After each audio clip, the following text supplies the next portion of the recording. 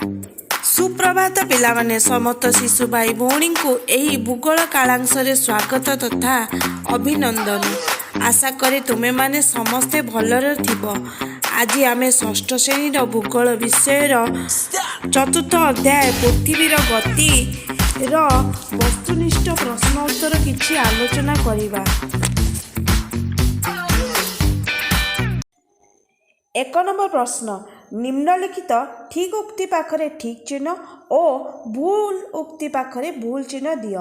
प्रथम प्रश्न, पृथ्वी आवर्तन बेले पश्चिमरु पूर्व को घूरे, ए उक्तिटी ठीक अछि। द्वितीय प्रश्न, मार्च 22 तारिख ठारू सेप्टेम्बर 22 तारिख पर्यंत दक्षिण गोलार्ध सूर्य आलोक ढली रही थाए, ए उक्तिटी भूल अछि। परवर्ती प्रश्न, विषुववृत्त ठारू मेरु आड़क गले पृथ्वीर आवर्तनर बेग कमी कमी जीव, ए उक्तिटी ठीक अछि। तापर प्रश्न, पृथ्वी परिक्रमण बेले उत्तर मेरु सबुबले ध्रुव नक्षत्र सम्मुखरे रही थाए, ए उक्तिटी ठीक अछि। तापर प्रश्न, आवर्तन गति को वार्षिक गति कुहाଯାଏ, ए उक्तिटी भूल अछि। तापर प्रश्न, मार्च 21 तारिख बेलू उत्तर गोलार्धरे बसंत ऋतुर मध्यभाग होइथाए, ए उक्तिटी ठीक अछि। 2 नंबर प्रश्न, निम्नरे प्रत्येक प्रश्न पाई 4टी संभाव्य उत्तर दिया जाइछि, सठिक उत्तरटी बाछि लेख। प्रथम प्रश्न, पृथ्वी को एक पुनः आवर्तन करने को प्राय डैश घंटा समय लगे।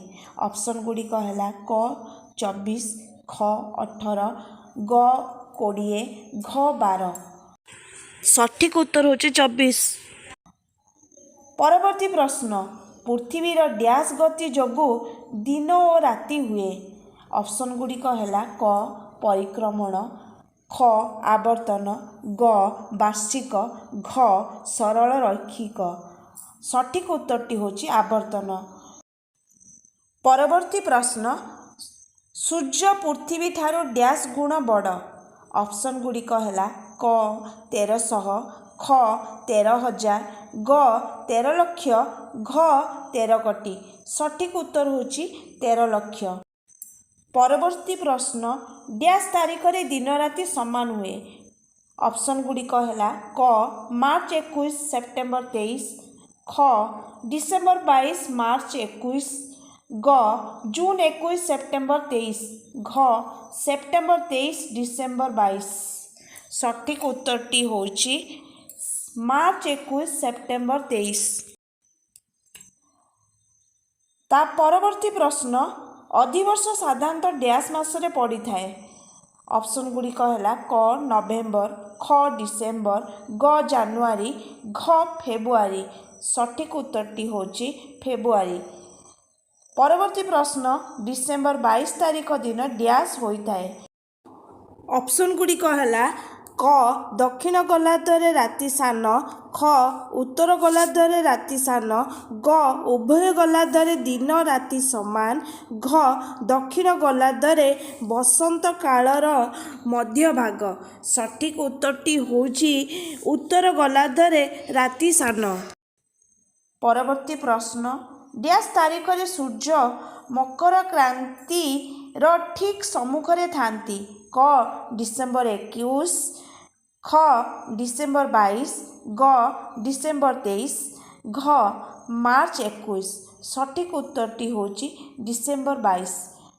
ने परवर्ती प्रश्न, डैश तारीख रे दक्षिण गोलार्धर क्षुद्रतम दिन और दीर्घतम राति हुए। ऑप्शन गुड़िक है क मार्च 21, ख जून 21, ग सेप्टेम्बर 23, घ डिसेम्बर 22। सठिक उत्तरटी होची जून 21। 3 नंबर प्रश्न, क स्तंभ सहित ख स्तंभ को उपयुक्त शब्द को जोड़िबा। क स्तंभ डिसेम्बर 22, सेप्टेम्बर 23, जून 21, मार्च 21। ख स्तंभरे रही बसंत ऋतुर मध्यभाग, ग्रीष्म ऋतुर मध्यभाग, शरत ऋतुर मध्यभाग, शीत ऋतुर मध्यभाग। ये डिसेम्बर 22 उत्तर हम शीत ऋतुर मध्यभाग। सेप्टेम्बर 23 शरत ऋतुर मध्यभाग। जून 21 ग्रीष्म ऋतुर मध्यभाग। मार्च 21 बसंत ऋतुर मध्यभाग।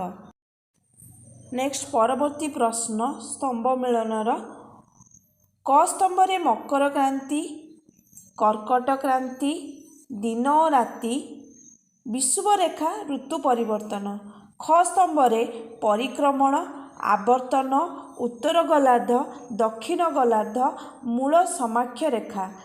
सेहीपरि मकर क्रांति उत्तर होची दक्षिण गोलार्ध। कर्कट क्रांति उत्तर गोलार्ध, दिन और राति, आवर्तन, विषुवरेखा, मूल समाक्ष रेखा, ऋतु परिवर्तन, परिक्रमण।